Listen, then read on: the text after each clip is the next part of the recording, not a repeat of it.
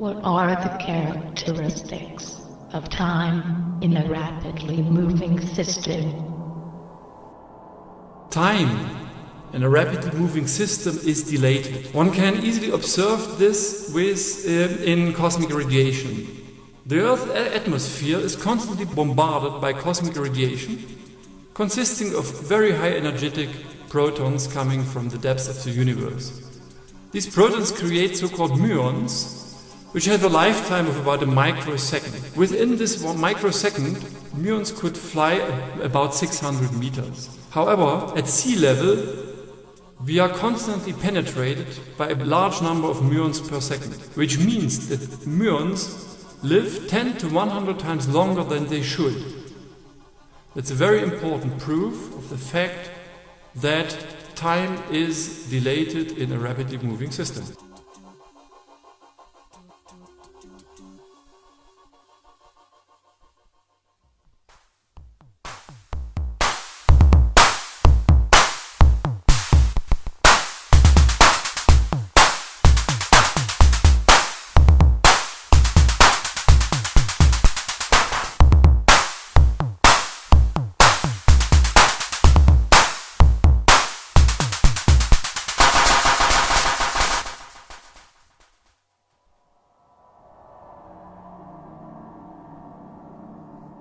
In a gravitational field, does time move more slowly?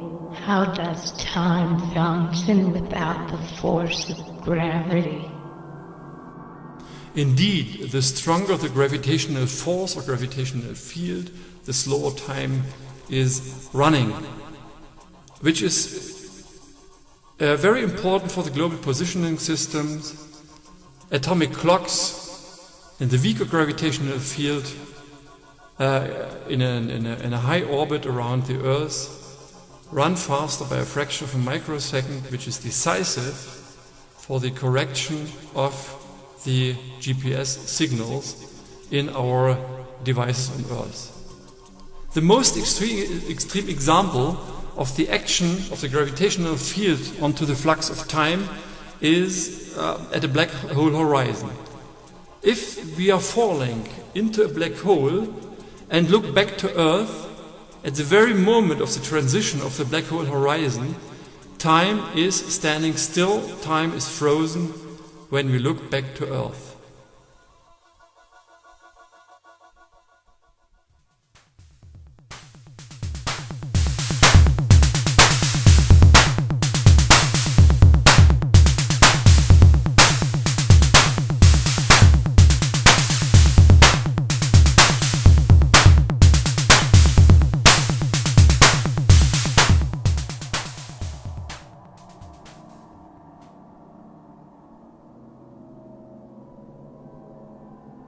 Could you explain the scientific concepts and principles of time travel? First of all moments and instants of time on the one dimension of time are ordered, and you cannot simply circumvent this order. This means that in order to really travel in time, you need extra dimensions. Another point is that in our everyday life, we naturally assume an arrow of time, that the time is running from the past to the future. This has a lot to do with causality, and if we aim for time travel, we are aiming for breaking causality, which is a difficult thing.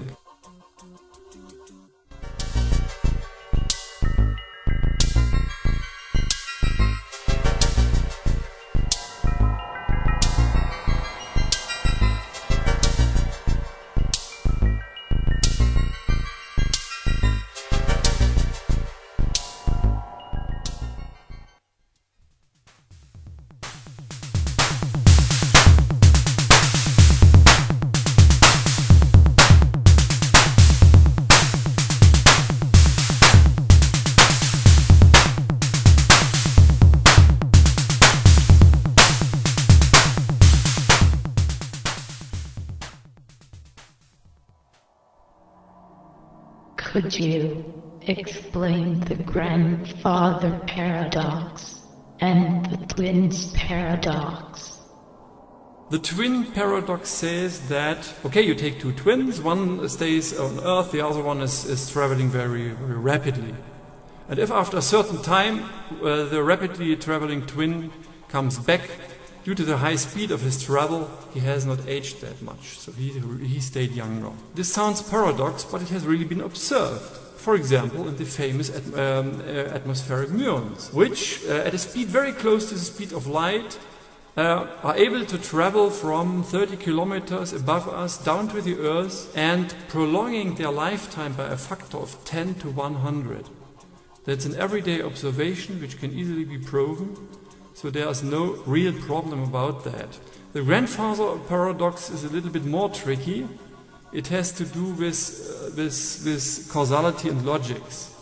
It means that if you could travel in time, for example into your past, you might be able to kill your grandfather with the consequence that your father and yourself could not have been born. This is indeed paradoxical.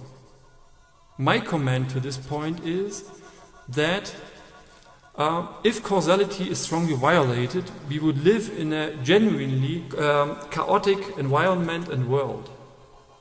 However, in such a world, no intelligence, no science and no technology are possible. This, however, is not true. We observe or we expect, for example, when we switch on in the morning our car, that it works, that the electrical engine is working there, that everything is working as expecting. The same is true for electric and devices. And our whole everyday life relies on that. So if the nature would strongly violate causality, no intelligence would be possible, and there would be nobody, no intelligent being there to ask these questions, which is not true.